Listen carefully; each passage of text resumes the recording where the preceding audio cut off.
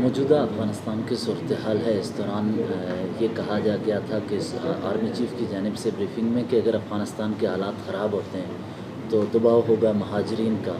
تو آپ کیا سمجھتے ہیں کہ پاکستان کو اس وقت مہاجرین کو ایکسیپٹ کرنا چاہیے؟ اس کے لیے پالیسی کیا ہونی چاہیے اور کہاں کہاں تک محدود کرنا چاہیے مہاجرین پہ؟ آپ کا کیا؟ میرے خیال میں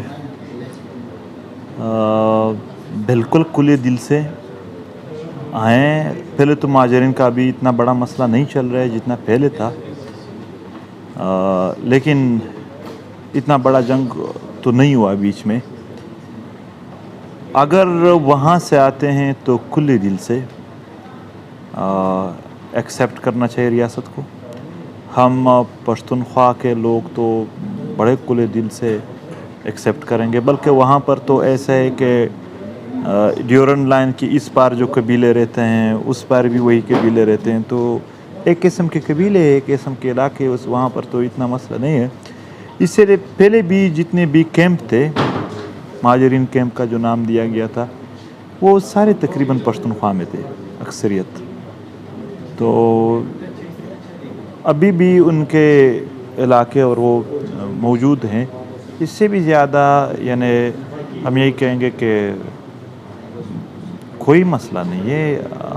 جب بھی وہاں پر مسئلہ ہو ہم بھائیوں کی طرح ان کی مہمان نوازی کر سکتے ہیں. بلکہ مہمان نوازی میں تو کہتا ہوں بعض تو علاقے بھی ایسے ہیں کہ اس سائڈ اور اس سائڈ ایک ہی قبیلے کے لوگ آباد ہوتے ہیں، تو اتنی مشکل اس میں نہیں ہے. اچھا، تو یہ اس دوران وہاں پر شمالی اتحاد بھی ہے، مختلف وہاں پر گروہ حقانی نیٹ ورک کے حوالے سے کہا جا رہا ہے کہ کابل میں انہیں کچھ جگہ دی جائے گی گورننس کے حوالے سے. تو کیا سمجھتے ہیں کہ اس دوران خطے کے حوالے سے پاکستان کا کتنا اثر رسوخ ہو سکتا ہے؟ اور پاکستان کا اثر رسوخ تو پہلے بھی اور آج بھی واضح ہے کہ طالبانوں پر ان کا اثر رسوخ ہے. بہت ہی اچھے تعلق کے ساتھ ساتھ مضبوط اثر رسوخ بھی ہے ان پر. تو پاکستان کا اثر رسوخ اس حوالے سے ہمارا پہلے یہ موقف تھا، آج بھی، کہ پاکستان اگر مثبت کردار ادا کرتے ہیں تو افغانستان کے امن کے حوالے سے مثبت تبدیلی آ سکتی ہے. اور ابھی بھی صرف پاکستان نہیں، پوری دنیا کی جو اسٹیبلشمنٹ ہے، امریکہ، پاکستان، یہ ذمہ دار ہے اس حالات کے، اور اس سے اگر مزید خرابی بنتے ان کے بھی ذمہ دار ہوں گے. ابھی بھی افغانستان کے حالات یعنی ان کی ابھی تک تو اسٹیٹ اور اسٹیٹ کی ریکگنیشن کرائسس، لیجیٹیمیسی، یہ سب کچھ ابھی تک سوالیہ نشان ہے. تو اس حوالے سے آئندہ کیا کرنا ہے؟ اگر پاکستان، امریکہ، دنیا کی اسٹیبلشمنٹ پہلے اگر انہوں نے ایک مثبت کردار ادا نہیں کیا، ابھی بھی ادا کرتے ہیں، تو شاید ابھی بھی کچھ نہ کچھ ہو جائے. اگر وہ ادا کرنا چاہتے ہیں اور کریں تو یہ جو اثر رسوخ کی بات کی، تو اثر رسوخ واقعی پاکستان کا ہے. اچھا، اس دوران ہم انٹرنیشنل میڈیا کو دیکھتے ہیں، وہ ان کے مطابق انٹرنیشنل میڈیا یہ کہہ رہا ہے کہ وہاں پر طالبان کے خلاف مزاحمت کی جا رہی ہے، چاہے وہ احمد شاہ مسعود کے بیٹے کی جانب سے ہمیں نظر آئی.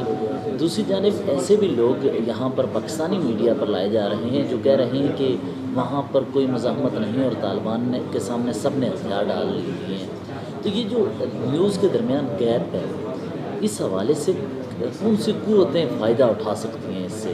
میرے خیال میں سچائی تھوڑی رک رہی ہے کہیں نہ کہیں. میرے خیال میں یہ نیوز گیپ جو ہے وہ شاید مفادات انٹرسٹ گیپ بھی ہو.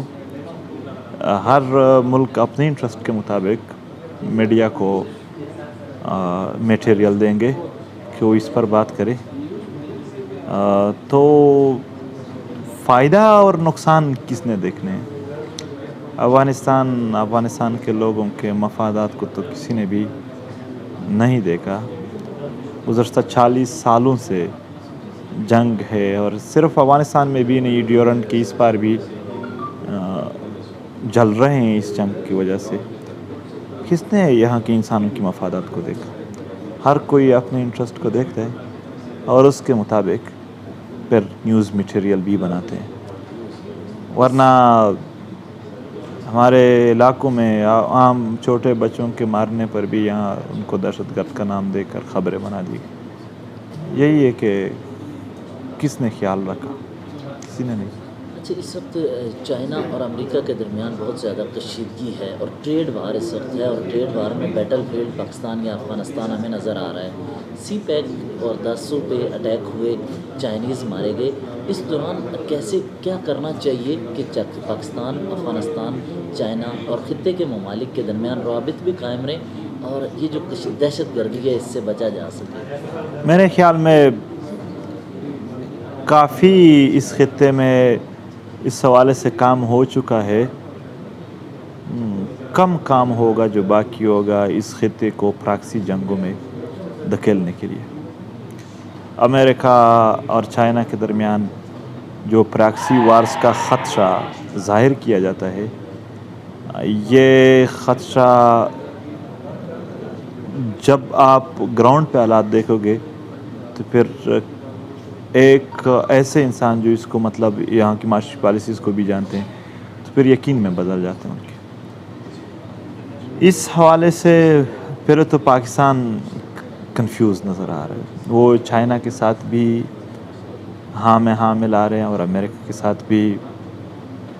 تو میرے خیال میں سٹیج ایسے آئیں گے جس پر انہوں نے یونیلیٹرل پالیسی اختیار کرنی ہوگی اور اس میں شاید پاکستان کے لیے پھر فیصلہ انتہائی مشکل ہو جائے. اس خطے میں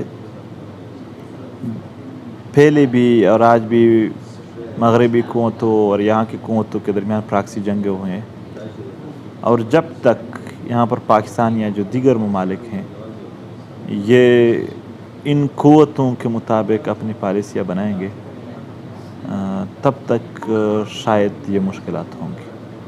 تو اس دوران کیا سمجھتے ہیں کہ یہ جو چین کے اگر پاکستان کے درمیان اختلافات ہوتے ہیں اور سی پیک اور OBI جو one belt one road initiative ہے، اس کو کچھ دھچکا لگتا ہے تو افغانستان اور خاص کر یہ جو آپ کا ریجن ہے KPK کا، وہ ڈسٹیبلائز ہوگا، اس میں کیا کچھ ہو سکتا ہے؟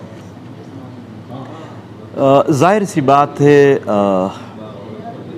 چائنا اور امریکہ جو پراکسی وارز ہے ان میں میرے خیال میں باقی جو یہاں اقوام میں وہ سیانے ہیں، شاید وہ اپنے علاقوں کو ان کے جرنیل بچا پائیں گے یا کوئی اس گیم میں تھوڑا اس طرح چینج پیس کرے کہ ساری اس جنگوں کا ملبہ ہمارے اوپر جس طرح کہ ہوا ہے پچھلے وقت میں.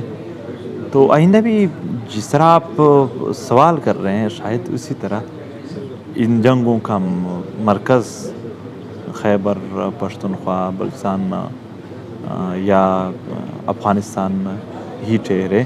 مگر ہم یہ کہتے ہیں کہ ہم PTM ایسے پالیسیوں کی خلاف مزاحمت ضرور کریں گے، سیاسی مزاحمت کریں گے اس کے خلاف کہ ایسی کوئی پالیسی نہ ہو جس سے یہ خطے پراکسی وارز کے میدان بنے. اچھا، کوئٹہ شورا ہمارے سامنے تھی، طالبان کے بہت سارے لیڈرز پاکستان میں بھی رہے ہیں. یہ اس کے علاوہ اسامہ بن لادن بھی جب مارا گیا تو وہ پاکستان میں تھا.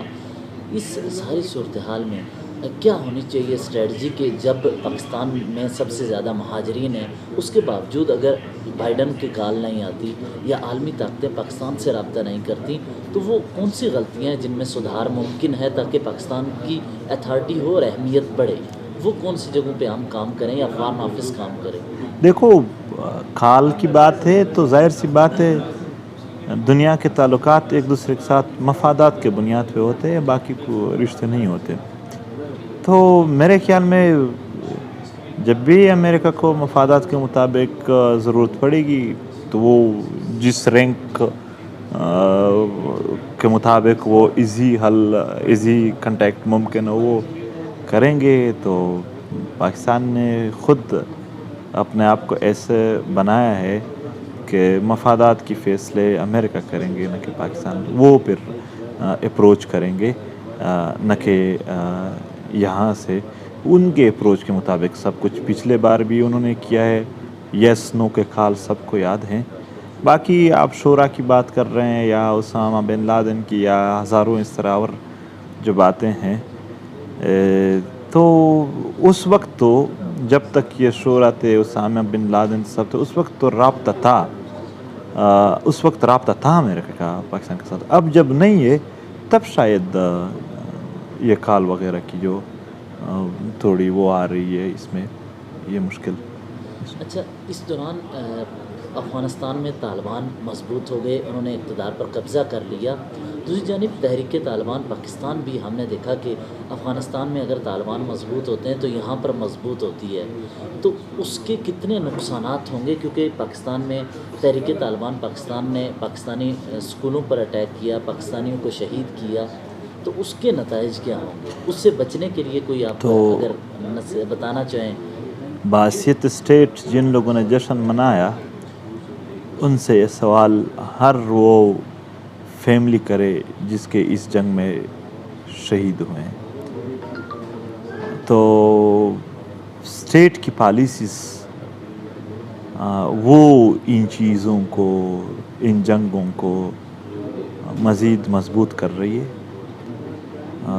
اسٹیٹ یہاں پر اسٹیٹ لیول پہ جب ان سب چیزوں کو سپورٹ کیا گیا, پھر بھی یہاں پر پی ٹی ایم تحریک ہے جو امن کی بات کر رہے ہیں, زور اور طاقت کی نہیں بلکہ دلیل اور عوام کی رائے کی بات کر رہے ہیں.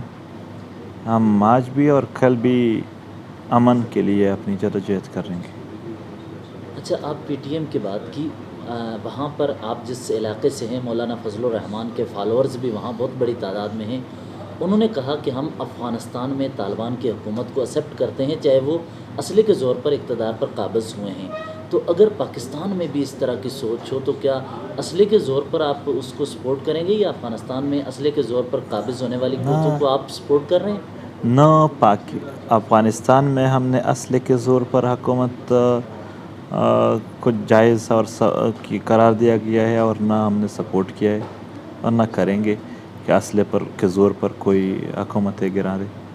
اور ہم یہاں پر بھی یہی کہہ رہے ہیں کہ اسلحے کا زور نہیں ہونا چاہیے, اور یہ بھی کہہ رہے ہیں کہ اسلحے کے زور پر حکومت بھی نہیں کرنی چاہیے کہ یہاں پر لوگوں کو اغوا کرو, مسنگ پرسنز بناؤ, لینڈ مائنز وغیرہ. یہ بھی سارا اسلحہ کا زور ہے پاکستانی فوج جو خود کر رہی ہے.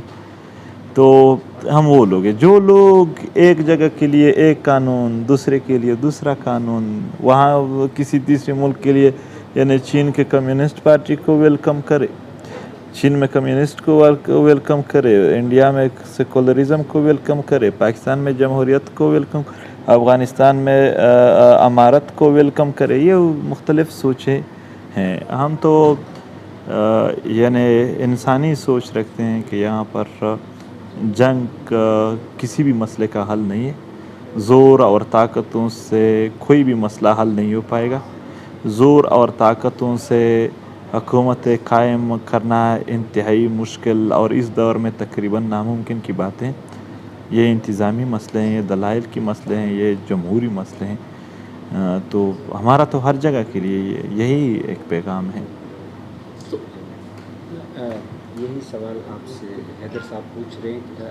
آخری سوال ایک اپنے لیے پوچھنا چاہتا ہوں کہ افغانستان میں طالبان نے حکومت حاصل کر لی ہے, اس پر اور قبائلی علاقوں میں تحریک طالبان کے آنے پر ایک دفعہ پھر زور پکڑنے پر آپ کیا کہیں گے؟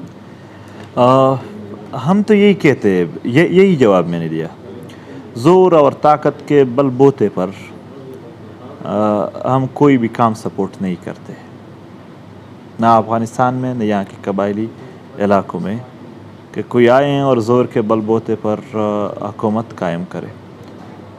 اس کے لیے کوئی ایسا اگر کسی کا بھی خواہش ہے حکومت کا تو آئیں, وہ جمہوری انداز سے اپنا کردار ادا کرے, لوگوں کو کنونس کرے, عوام ساتھ دیتے ہیں تو صحیح بات ہے.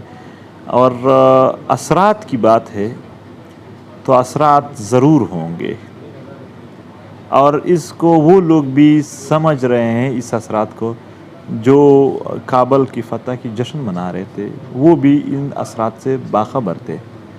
تو اثرات ضرور ہوں گے. پھر اندازہ لگائیں گے, پھر ان لوگوں کے بیانات سنیں گے کہ کیا ان لوگوں کا جو یعنی جن لوگوں نے یہاں پر یا مذہبی پارٹیاں یا پاکستان کا گورنمنٹ ہے کہ انہوں نے وہاں پر ویلکم کیا, تو کیا وہ یہاں پر ویلکم کرتے ہیں یا نہیں. یہ پھر دیکھیں گے ہم کہ وہ آئندہ کیا کرتے ہیں اس حوالے سے. ہم تو خود ہمارا تو موقف کلیئر ہے کہ ہم کسی بھی علاقے میں زور اور طاقت کو سپورٹ نہیں کر رہے ہیں.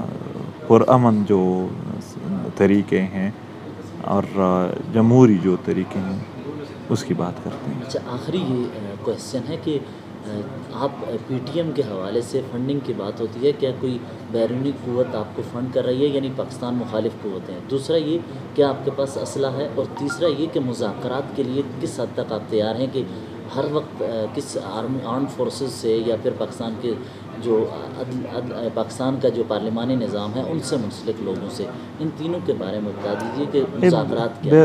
بیرونی فنڈنگ ہم نے نہیں لیا ہے, فوج نے لیا ہے. اسلحہ بھی ہمارے ساتھ نہیں ہے, فوج کے ساتھ ہے. اور مذاکرات بھی ہم ہر وقت کرنا چاہتے ہیں, وہ خراب کر رہے ہیں. اور ان سب کے ثبوت بھی موجود ہیں اگر ان کی فنڈنگ کی بات کریں. اگر مذاکرات کی بات کریں, اگر اسلحے کی بات کریں, پی ٹی ایم کے پاس اسلحہ نہیں ہے. پی ٹی ایم پرامن جدوجہد کر رہی ہے. پی ٹی ایم بیرونی فنڈنگز نہیں, کمزور معیشت کے ساتھ اپنے جذبے, اپنے وطن کے امن کی خاطر مشکلات میں جدوجہد کر رہی ہے. اور پی ٹی ایم مذاکرات کے لیے ہمیشہ تیار تھی اور آئندہ بھی بامانی مذاکرات کے لیے تیار ہے.